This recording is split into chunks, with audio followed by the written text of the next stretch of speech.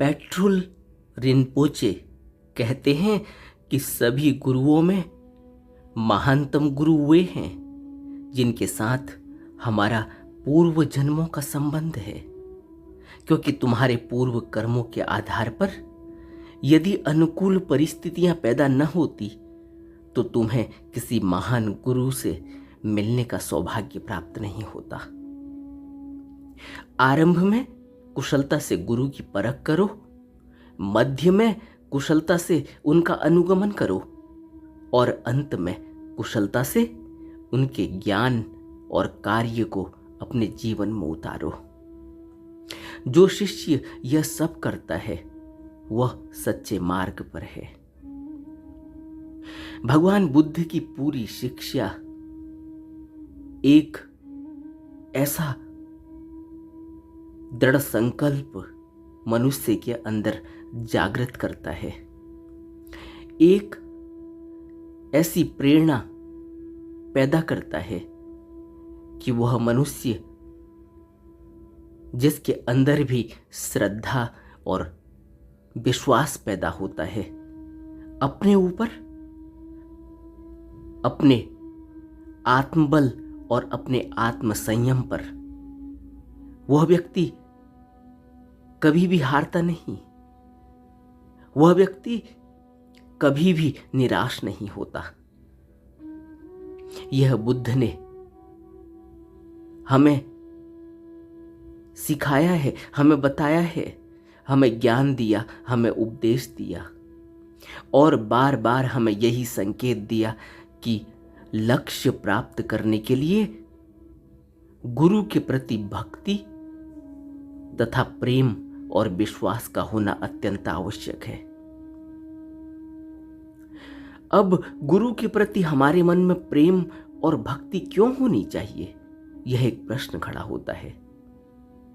गुरु जो परम सत्य के प्रकट रूप होते हैं और जो अथाह ज्ञान, प्रेम और करुणा का भंडार होते हैं, वे अपने परम आनंद के धाम से नीचे उतरकर इस अंधकारमयी जगत में अवतरित होते हैं। किसके लिए? हमारे लिए। अपने सभी दुख तकलीफों और असुविधाओं पर ध्यान न देकर सारे कष्टों को सहते हुए वे एकमात्र जिज्ञासुओं को मुक्ति प्रदान करने के उद्देश्य से निरंतर अथक कार्य करते रहते हैं।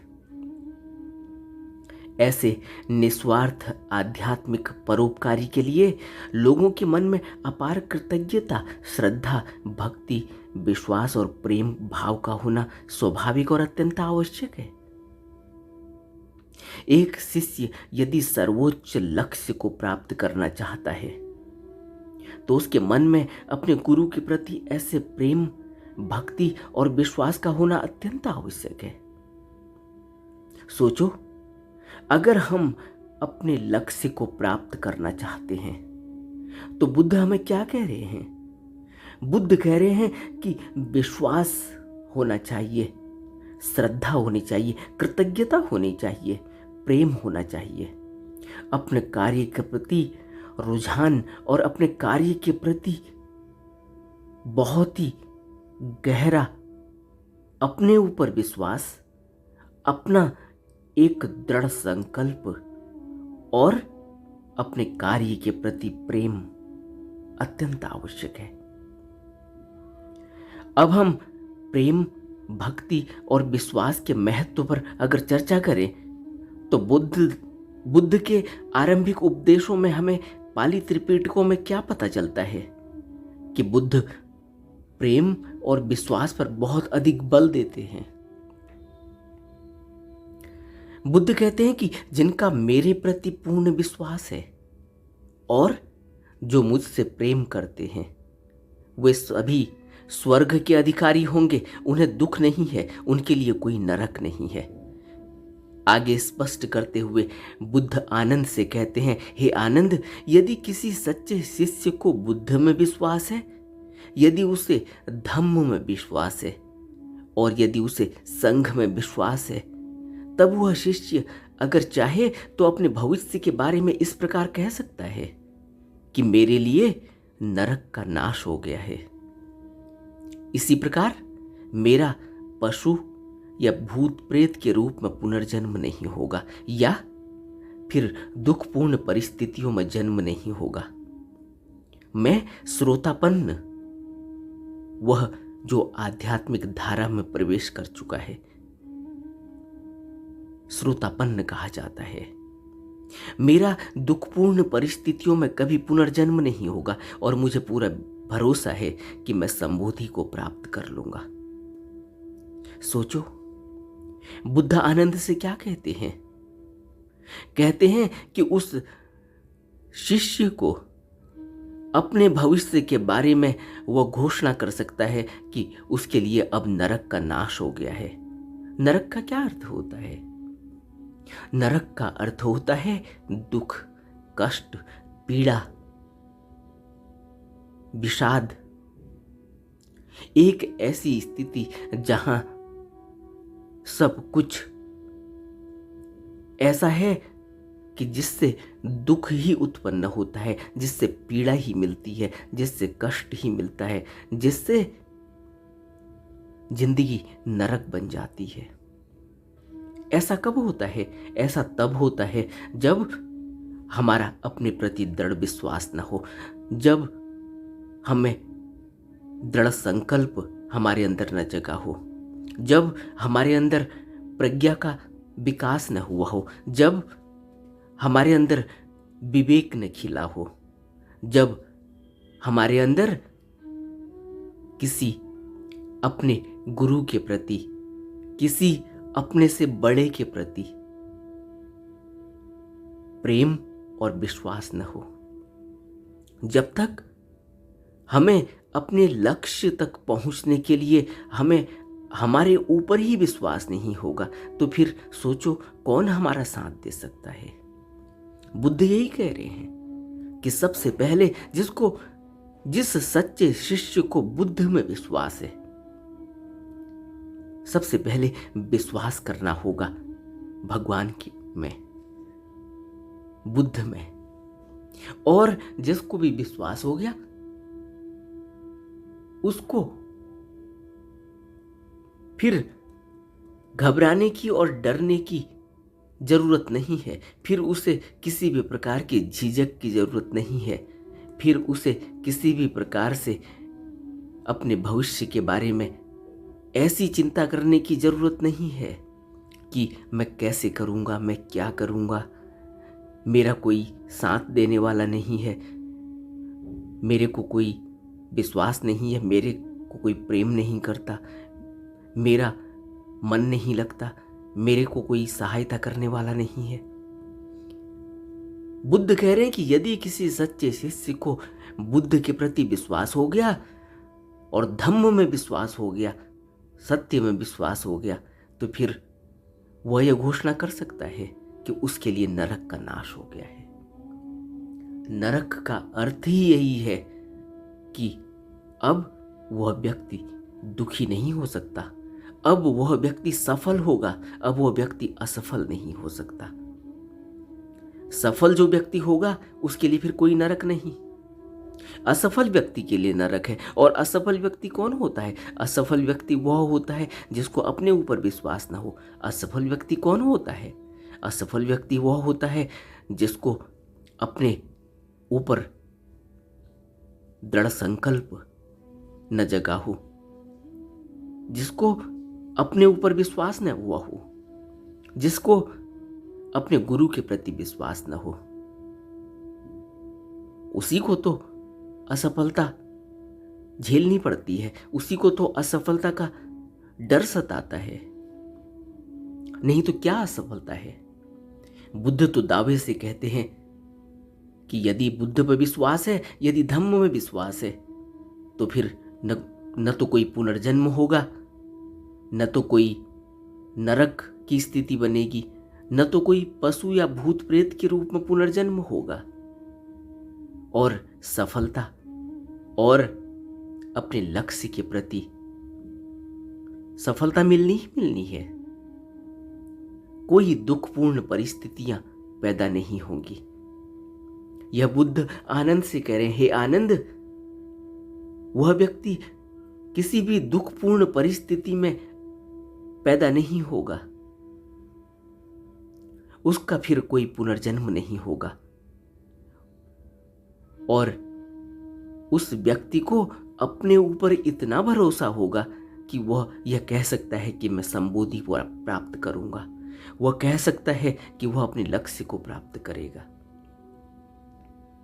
पाली त्रिपिटक में श्रद्धा, इसको पाली में श्रद्धा कहते हैं और संस्कृत में श्रद्धा कहते हैं, और प्रेम, जिसको पाली में प्रेम कहा गया है, बार बार इन शब्दों का प्रयोग किया बुद्ध ने और कहा कि श्रद्धा ही मानवता की सबसे बड़ी पूंजी इस संसार में है, और यह भी कहा जाता है कि श्रद्धा द्वारा ही व्यक्ति संसार सागर से पार हो सकता है। सोचो, श्रद्धा इतनी बड़ी चीज है कि व्यक्ति संसार सागर से पार हो सकता है। यह दुखों के अंत के लिए बताए गए 5 नियमों में से पहला नियम है। बुद्ध ने जो दुखों के अंत के लिए 5 नियम बताए, उसमें पहला नियम है कि श्रद्धा और विश्वास, श्रद्धा और प्रेम। सोचो कि जिस व्यक्ति के अंदर श्रद्धा है, जिस व्यक्ति के अंदर प्रेम है, जिस व्यक्ति के अंदर विश्वास है कि वह अपने लक्ष्य को प्राप्त करेगा, उस व्यक्ति को दुनिया की कोई ताकत डिगा नहीं सकती, उस व्यक्ति को दुनिया की कोई ताकत हरा नहीं सकती। यह बुद्ध के वचन हैं, और बुद्ध के वचन कभी भी किसी भी व्यक्ति को मार्ग में भटकने से बचाते हैं, किसी भी व्यक्ति को मार्ग में भटकाते नहीं हैं, किसी भी व्यक्ति को लक्ष्य के बीच में छोड़ते नहीं। यही तो है, बुद्ध ने लाखों लोगों को परम लोक की यात्रा में साथ दिया, और बुद्ध के वचन और बुद्ध की शिक्षा आज भी करोड़ों लोगों के लिए मार्गदर्शन का कार्य कर रही है, मार्गदर्शन बन रही है। और यह मार्गदर्शन व्यक्ति को इस दुख से, इस संसार की पीड़ा से परम लोक की यात्रा और अपने लक्ष्य की प्राप्ति के लिए सहारा बनते हैं। यह बुद्ध के वचन बैसाखी का काम करते हैं उस व्यक्ति के लिए जिस व्यक्ति के अंदर अब चलने की हिम्मत नहीं रह गई हो, जिसका संकल्प टूट रहा हो, जिसका विश्वास डगमगा रहा हो, जिसको प्रेरणा नहीं मिल रही हो, जो हारा हारा, टूटा टूटा, थका थका महसूस कर रहा हो, उसको बुद्ध के वचन सहारा देते हैं।